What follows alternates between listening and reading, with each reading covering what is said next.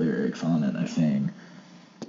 Hi, this is Christian, advisor, co-founder of Johnny Switchblade. I would say he's our George Martin. Okay. He Like a collaborator. We collaborate with him a lot. You know, Okay. he Do all the symphony work. He runs the websites, and he, does a lot of that stuff. He bought us our microphone that we actually record our demos for, so we always have him, like, in the mix as, like, just, we run stuff by him. Okay. I'm Matt. I am a fan turned band member. I slap the bass. It's pretty fun. And you've been in the band for... Like a month. Yeah. Okay. Give a shout out to Jake Jackson, who was our original bass player, and Did all the bass on the... on all the EP. Our next recording is going to have Matt on it, though. I'm excited. I'm Charles. I'm the egotistical, big-headed drummer. Everybody's got to have that egotistical guy in the band. That's totally me. We just kind of deal with it and keep going. Charles. I lay down the beats, and that's how it rolls. We try and keep up. All right, awesome. And let's talk a little bit about the history of the band. Like, how long has Johnny Switchblade been around? How did it originate? We've been around 2.5 years, right, Daryl? Yeah, since like July of Was it 2011 or 2010, Christian? 2011. All right. What happened was Christian and I are the co-founders. I actually met Christian, and I met him on a dating site. We had a bro. It was weird. What happened was I had a bad breakup. I was on a dating site, and it kept saying, we suggest you talk to this person. And I'm like, okay, I don't quite understand why this chick has a beard. I don't understand why this website hooked me up with this guy. Oh, man, he listens to Neil Young and the Pixies, and, like, the Adolescents, and, oh, man, Patti Smith, I should talk to this dude. And we had, like, a through the mail thing where I was writing lyrics, and I was writing, like, bass lines, and I was sending it to him through email and through CD, and he would give me feedback on it. Well, one day, he came to town. He was actually living in Springfield, Illinois at that time. I met Daryl. We were working together at a local business, and Daryl came over, and Christian heard Daryl play, and at that moment, Christian's like, hey, I feel this guy, Daryl, should be your guitarist. I really feel that he fits it better, and I'm just gonna, jump on stage with you every now, play some, extra guitar and feedback, but, and then, we had Jake in the band for a while, but he decided to leave. It was tough for him to work and have the band. Charles started playing drums with us. It was really hard for us to find a drummer. And then after a few gigs, Jake decided to resign from the band, and we were going through just fill-in bassists for a while, and that was kind of a bummer. But he was at a show as a fan and I was watching at us. that show. Yeah. We talked about it. It was great. That was at Davies. Mm-hmm. That's pornography that day. Was that with Itching Regret? Was Yeah. it? I got hit in the head with a porn DVD. Which one? I think it was the tattooed chicks one. Oh, you won the essential Itching Regret porn lottery. Last time we were there, I got the granny one. yeah, we got that. It was can I say the actual title? It doesn't have any offensive words. If it doesn't have any offensive words. It was Sexy Old Hags. Great man, by the way. No, afterwards I went up to TJ. I'm like, Sexy Old Hags? Really, TJ? Really? And he started laughing, put his arm around me, and he's like, man, you're mad about that. Tyler from American Discord was there, and he caught the one with the she-mails, and he just threw that back on stage, threw it back up at me, and I had to dodge it. The one I got, it seems like it was cool enough where I was still wearing a leather jacket, so I tried to stick it in the inside pocket because I didn't want to just be parading it around, And I went and got a drink, and I came back out to the area the band's perform at, and it fell out of my pocket on the floor in front of Tegan's girlfriend. I was like, well, let me just pick that up. I don't know what this crazy thing here is. If you excuse me a little, miss, I seem to drop my pornography.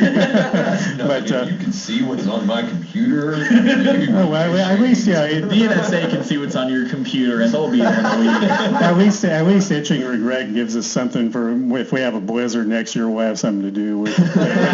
But anyway, enough of that. There's probably people out there like losing their midnight stacks now thinking about that. But anyhow, so we're going to jump into some Well, before we do that, I was going to have you guys talk a little bit about your maybe your individual musical backgrounds before Johnny Switchblade. Like, Right. like when did you guys each start playing and what instrument, and maybe if you've been in previous bands?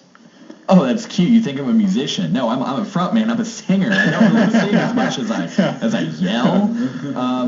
The strange thing about my story, about my musical background, is I'm almost 28, and I've been writing lyrics since probably a good 12, 13 years, and they progressively have gotten better since I've kind of dropped my ego and decided to start listening to music that, like indie and folk and, all sorts of weird stuff that I wouldn't have listened to when I was younger. My writing style has gotten better, but I lost a friend. He had passed from, he had a flu, got dehydrated, had an aneurysm, and my dad passed away. And a lot of it was I took his equipment in my room, and I locked myself in there, and it was a lot of like me yelling along to all of this just really passionate music. And I was like, well, maybe I can, do this, I don't know, with an actual band, but mainly I'm a writer, and I'm in a punk band. Are you also wanting to know about my, like, music I listen to? We're gonna get into that a little bit later here. So. Daryl?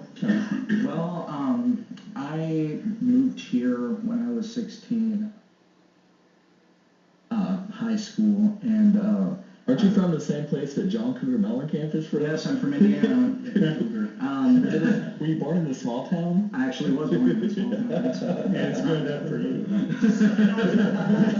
But, Did you know Jack and Diane? but anyway, I stuck on a chili dog. Tasty freezer.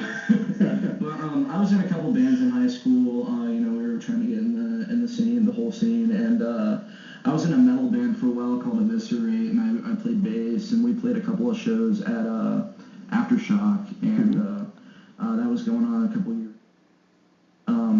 I met Phil. We used to work together, and he just introduced me to all this really good music, and I like to call it Phil Clark boot camp of music, like something like that. But I was able to break down music by the scene. I feel like you want to hear New York punk, this is this. You want to hear, West Coast punk, this is this. I was trying to find out the style of punk to write more of, and he gravitated towards West Coast punk. yeah, he just educated me so much, and it influences the music I listen to, the music I play. I used to be really metal based in my music writing. Now that I'm listening to all this new music, it's the punk music comes a lot more naturally. Cool. I was a DJ when I was a teenager. Where I get my music. Okay. And what type of station was this at? Oh no, I was like a party DJ. I was actually playing like a lot of hip hop. Right, You did battles. I was into turntablism, the whole subculture.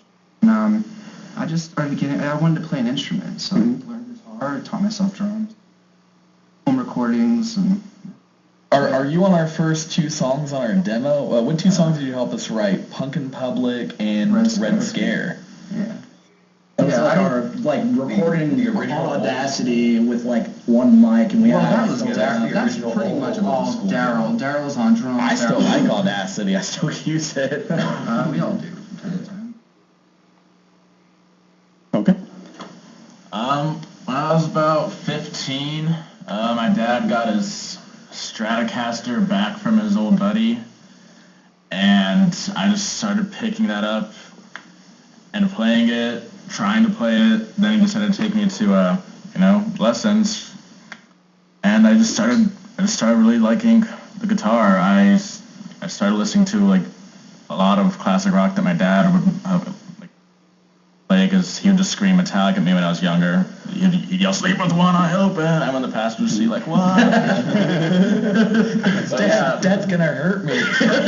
yeah. So I started a lot of the music I started playing. I started playing a lot of Stones. I started playing a lot of Zeppelin, AC/DC, just a lot of that good classic rock that you like. But then I just always started to gravitate towards, a lot of more angry music, I guess. So. Okay, and when did you kind of move more towards the bass? Bass, I was in a tough situation about a year or so ago.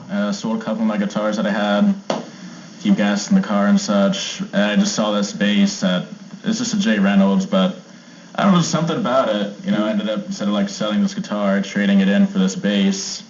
And I just started slapping that around, and I started playing a bunch of, you know, really fast chords. I started like trying to play slap bass. It's difficult, at least for me, anyways. But I was just able to transfer, you know, my skill on guitar over onto those 4 thick strings, and it's been great. I like it a lot. Honestly, I started out school taught, 12, 13 years old, something like that. Started out just playing pretty much all sorts of percussion, and then my little sister's dad, actually, he's a drummer for another band that I don't even know if they're playing anymore, really, but they used to play and stuff, and it just kind of got me into it. Just sat down behind the set one day, picked up a set of sticks, and just started going to town, and he was like, dude, nobody's ever taught you how to actually play a set. How do you do that? And I was like, I don't know, I'm just playing.